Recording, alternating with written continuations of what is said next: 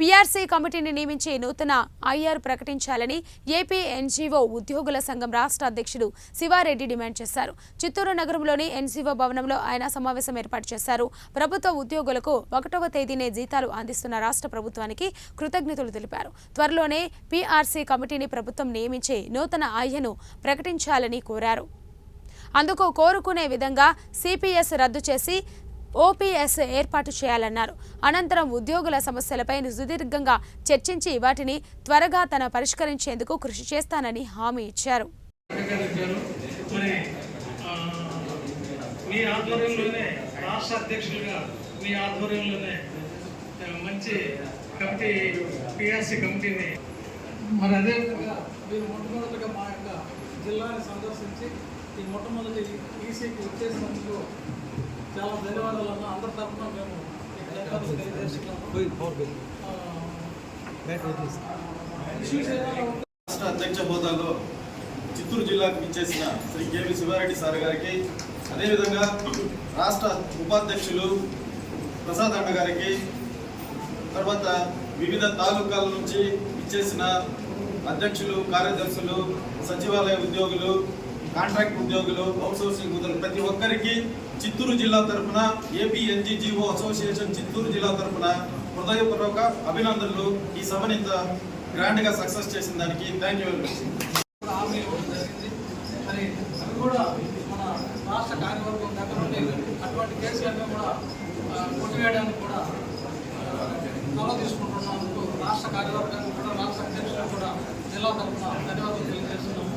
మరి ఇంత సుదీర్ఘమైన అందుకనే మామూలుగా అయితే ఈసీ ఎప్పుడు కూడా ఉదయం పెట్టుకునేవాళ్ళం. కొన్ని అనివార్య కారణాల వల్ల మధ్యాహ్నం పెట్టుకోవాల్సి వచ్చింది. మరి అన్నగారికి ఎన్ని పనులున్నా కానీ ఈరోజు వాళ్ళ ఫ్యామిలీ తిరుపతిలోనే ఉన్నారు, ఆమె కోసం వెయిట్ చేస్తున్నారు. అయినా కానీ మన అందరి సమస్యలన్నీ కూడా కూలంకుషంగా చాలా చక్కగా అన్ని వివరించారు. ఇంకా ఏదైనా మిగిలిపోయినట్టు మా దృష్టికి తీసుకొచ్చారంటే అవి మేము రాష్ట్ర నాయకత్వానికి తెలియజేస్తామని చెప్పి వినియోగించుకుంటూ vote of thanks organizing secretary రాష్ట్ర సంఘం JAC chairman doctor KV Sivareddy, AP NGO Chittoor జిల్లా ఈసీ మీటింగ్ ఎగ్జిక్యూటివ్ మీటింగ్ జరగడం జరిగింది. నన్ను ఆహ్వానించడం జరిగింది. తప్పకుండా వస్తామని చెప్పి మీటింగ్ నేను అటెండ్ కావడం జరిగింది. ఇక్కడ అన్ని తాలూకా అధ్యక్ష కార్యదర్శులు కొన్ని సమస్యలు చెప్పడం జరిగింది. ఉద్యోగులకు రావాల్సిన గత ప్రభుత్వంలో ఏ అయితే బాకీలు ఉన్నాయో ఈ ప్రభుత్వంలో ముఖ్యమంత్రి గారు కూడా 21,980 కోట్లు బ్యాలెన్స్ ఉద్యోగులకు రావాలని కూడా శ్వేతపత్రం విడుదల చేసింది. అవన్నీ కూడా అంచెలంచెలుగా ఈ ప్రభుత్వాన్ని ఇస్తాదని ఆశాభావం. ఎందుకంటే మాకు ఈ ప్రభుత్వం మీద నమ్మకం ఏం కలిగిందంటే వచ్చి రాగానే పోయిన నెలలోనే 1వ తేదీ జీతం వేయడం జరిగింది. గత ప్రభుత్వంలో 5 నెలలు ఏ రోజు 1వ తేదీ జీతం వచ్చింది. మరి మా పెన్షన్స్కి అయితే 15వ తేదీ 20వ తేదీ పెన్షన్ పడేవారు, చాలా ఇబ్బంది పడేవారు. మరి గత ప్రభుత్వంలో 1 నెలలే కాకుండా ఈ నెలలో కూడా 1వ తేదీ జీతం పడడం జరిగింది. పెన్షన్స్ జీతాలు పడినాడు. ఈ ప్రభుత్వం పైన నమ్మకం మాకు ఉంది అనేది నాకు తెలియజేసుకుంటున్నాం. ఎందుకంటే ప్రభుత్వాన్ని కూడా ధన్యవాదాలు చేసుకుంటాం. మాట మీద నిలబడింది ఈ ప్రభుత్వం. సీనియర్ ముఖ్యమంత్రి గారు 14 సంవత్సరాల అనుభవం ఉండే వ్యక్తి కాబట్టి ఎక్కడ ఇబ్బంది పడకుండా ఎవరికి ఏ డబ్బు ఎంత అవసరమవుతుందో ఆ డబ్బులను ఎత్తిపెట్టి ఉద్యోగులకు ఎంత అవసరమో అంత వాళ్ళకి ఇవ్వాలా. అదేవిధంగా పథకాలకు ఏ విధంగా డబ్బులు ఎంత ఇవ్వాలని వాళ్ళకి పెట్టి వాళ్ళకు కూడా 1వ తేదీ పెన్షన్ పథకాలు కూడా ఇవ్వడం జరిగింది. కాబట్టి మరి అంచెలంచెలు కూడా మాకు ఈ ముఖ్యమంత్రి గారు కూడా ప్రతిపక్షంలో ఉండేప్పుడు ఖచ్చితంగా నేను ఐఆర్ ఇస్తానని చెప్పాడు. సరే ఐఆర్ అనుగుణంగా ఒకే నెలలో వచ్చానే ఇవ్వలేమని మేము కూడా అడగలేదు. ఎందుకంటే ప్రభుత్వానికి కొంత ఎసులుబాటు ఇవ్వాలి కాబట్టి ఆ నమ్మకం అయితే ఈ ప్రభుత్వం ఇస్తుందని కూడా నమ్మకం ఉంది. ఖచ్చితంగా ఐఆర్ ఈ ప్రభుత్వం ఇస్తాం. దాదాపు గత ప్రభుత్వం 153 నెలల డిఏని ఎగరగొట్టింది. మాకు 153 డిఏలు కొట్టుకుంటే ఒక ఉద్యోగి నుంచి దాదాపు 2 లక్షల నుంచి 6 లక్షలకు ఉద్యోగులకు రావాల్సిన పరిస్థితి ఉంటుంది.